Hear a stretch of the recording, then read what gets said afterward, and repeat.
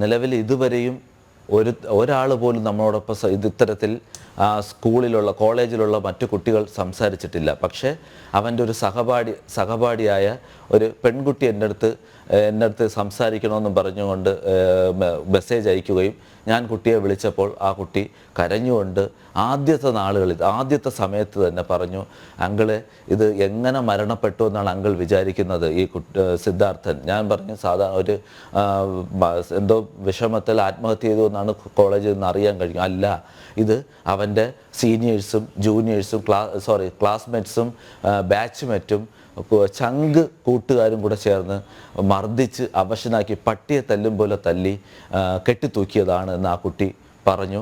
അതോടൊപ്പം തന്നെ 6ഓളം പേരുടെ പേരും പറഞ്ഞു തന്നു. ആ ലിസ്റ്റിലുള്ള 6 പേരും ഈ 12 പേരിൽ വന്നിട്ടുമുണ്ട്. അപ്പോൾ അതാണ് അന്ന് നമുക്ക് കിട്ടിയ അപ്ഡേഷൻ. ആ ഒരു കുട്ടി ഒഴികെ വേറെ ആരും ഇതിനെക്കുറിച്ച് സംസാരിച്ചിട്ടില്ല. അതോടൊപ്പം തന്നെ സാർ നേരത്തെ പറഞ്ഞ പോലെ ഇവർ വെറ്റിനറി കോഴ്സിന് പഠിക്കുന്നത് കൊണ്ടാണോ എന്നെനിക്കറിയില്ല. എന്നാൽ അവരുടെ മെയിനായിട്ടുള്ള സബ്ജക്റ്റ് പശു എന്നാണ് പറയുന്നത്. എന്നിരുന്നാലും ഇവർ ഇത്രത്തോളം മൃഗങ്ങളായി മാറിയത് എങ്ങനെയാണെന്ന് എനിക്ക് മനസ്സിലാവുന്നില്ല. ഏറ്റവും മൃഗീയമായ ഇന്ന് വരെ നമ്മളെ കേരള ചരിത്രത്തിൽ ആരും ചെയ്തിട്ടില്ലാത്ത ക്രൂരമായ ഒരു പൈശാചികമായ ഒരു പ്രവൃത്തിയാണ് ഇവർ ചെയ്തിട്ടുള്ളത്. എങ്ങനെയാണ് ഒരു മനുഷ്യന് ഇത്തരത്തിലും പാവപ്പെട്ട ഒരു 20 വയസ്സായ ഒരു കുട്ടിയോട് ഇത്തരത്തിൽ പെരുമാറാൻ കഴിയുന്നതെന്ന് എനിക്ക് ഒരിക്കലും ചിന്തിക്കാൻ കഴിയുന്നില്ല. ആ പോസ്റ്റ്മോർട്ടം റിപ്പോർട്ടിൻ്റെ 2 ലൈനോ 3 ലൈനോ മാത്രമാണ് ഞാൻ വായിച്ചിട്ടുള്ളത്. എനിക്കത് വായിക്കാൻ കഴിയുന്നില്ല. ബാക്കിയെല്ലാം പലരും വാർത്താ ചാനലിലൂടെയും എന്നെ വിളിച്ച് പറഞ്ഞതിലൂടെയും കേട്ട അറിവ് മാത്രമാണ് എനിക്കുള്ളത്. എനിക്ക് വായിക്കാൻ അത് കഴിയില്ല. അത്രയ്ക്ക് മൃഗീയമായിട്ട് ഏതൊരു കുട്ടിയാണ് ഇത്രയും സമയം ഇത് താങ്ങി നിൽക്കുക എന്ന് എനിക്കറിഞ്ഞൂടാ. 3 ദിവസം അവൻ എങ്ങനെ അത് അതിജീവിച്ചു എന്ന് എനിക്കത് മനസ്സിലാവുന്നില്ല. എന്താണ് അവന് ഇത്രയും വിൽ പവർ എവിടെ നിന്ന് കിട്ടിയെന്ന് ഞാൻ നോക്കുന്നു. അവർ മൃഗീയമായിട്ട് പൈപ്പ് കൊണ്ട് തലയ്ക്കടിക്കുന്നു, താടിയെല്ലിൽ അടിക്കുന്നു, വയറ് ചവിട്ടി കലക്കുന്നു, കുടലെല്ലാം മൊത്തത്തിൽ ഡാമേജ് ആവുന്നു, വയറിനകത്ത് ഒരു തുള്ളി ആഹാരമില്ല, വെള്ളമില്ല, പിന്നെ വയറ് കൊണ്ട് കഴുത്തിൽ ഇറുക്കി കെട്ടിയതിലുള്ള പാടാണ് ആ സമയത്താണ് ഈ മരണം സംഭവിച്ചിരിക്കുന്നത്. ഇവർ പിന്നീട് കാലിൽ കെട്ടി വലിച്ചുകൊണ്ട് പോയെന്നാണ് പറയുന്നത്. പിന്നെ നമുക്കറിയാൻ കഴിഞ്ഞത് ഇവൻ്റെ നിലവിളി ഏകദേശം ആ കോളേജ് മുഴുവനും കേട്ടുവെന്നാണ്. ഈ ഡീന് അടുത്താണ് താമസിക്കുന്നത്. ഇയാൾ മാത്രം അത് കേട്ടിട്ടില്ല. ഞാൻ ആ വാക്ക് ഉപയോഗിച്ച് പോയതാണ്. ഇയാൾ മാത്രം അത് കേട്ടിട്ടില്ല. അതേപോലെ ഈ ഹോസ്റ്റലിൽ എവിടുന്നാണ് ഈ വാർഡൻ എന്ന് പറയുന്ന ഒരു പോസ്റ്റ് അവിടെ ഉണ്ടോ ഇല്ലേ എന്ന് ആരെങ്കിലും സംസാരിച്ചോ? ഇതുവരെയും വാർഡൻ അവിടെ ഇല്ലേ? വാർഡൻ അത് കേട്ടോ? വാർഡൻ എന്തിനവിടെ ഉണ്ട്?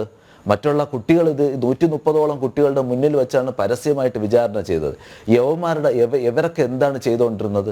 ഈ കുട്ടികളിൽ അവൻ്റെ ഏറ്റവും വേണ്ടപ്പെട്ട അടുത്ത കുട്ടികളാണ് ഈ അക്ഷയ് എന്നും റഹാൻ എന്നും പറയുന്ന കുട്ടികൾ.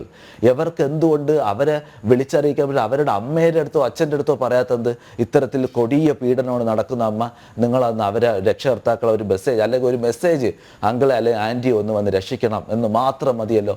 ആരറിയാൻ പോകുന്നു? അപ്പം ഇവരെല്ലാം മൃഗങ്ങളെ കുറിച്ച് പഠിച്ച് മൃഗങ്ങളായി മാറിയെന്നും അല്ലാതെ നമുക്ക് വേറൊന്നും പറയാൻ കഴിയില്ല. അവിടുത്തെ അധ്യാപകരും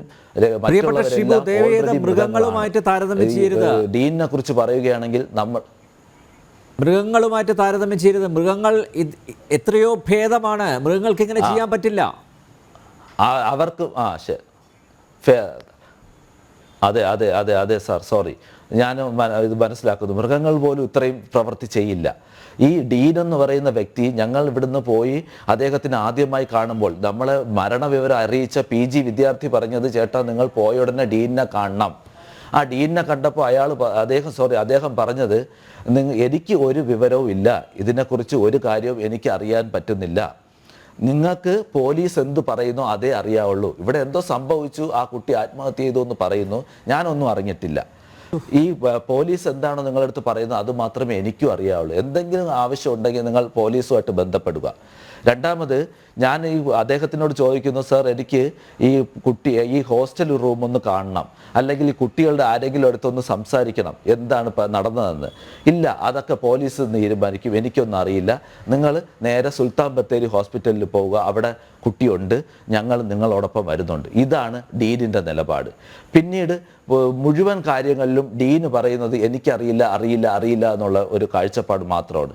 ഡീന് എനിക്ക് വീണ്ടും കോളേജിൽ നിന്നും അറിയാൻ കഴിഞ്ഞത് ഡീനിൻ്റെ അറിവോട് കൂടിയാണ് കുട്ടിയെ അഴിച്ച് ഇറക്കിയിരിക്കുന്നത്.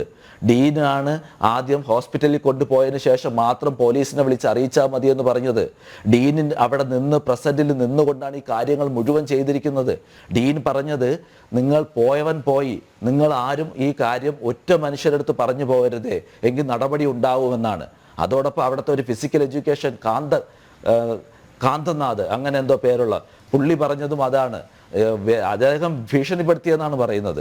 ഒറ്റ മനുഷ്യർ പോലും നിങ്ങൾ പുറത്തു പോയി ഈ വിവരം പറയാൻ പാടില്ല, ഈ വിവരം പറഞ്ഞാൽ നിങ്ങളെ പഠിത്തം ഇവിടെ വെച്ച് നിർത്തിക്കളയുമെന്ന് അദ്ദേഹം പറഞ്ഞു. ഈ സിദ്ധാർത്ഥനെ പോലെ, എൻ്റെ മോനെ പോലും അയാൾ ഭീഷണിപ്പെടുത്തിയെന്നാണ് പറയുന്നത്.